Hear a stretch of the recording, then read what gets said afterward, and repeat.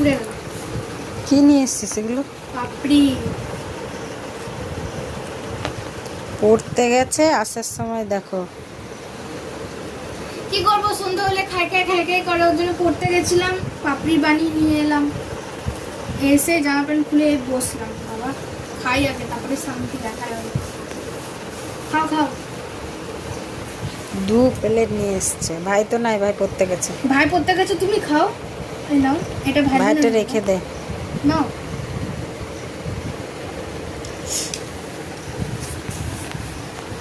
দেখো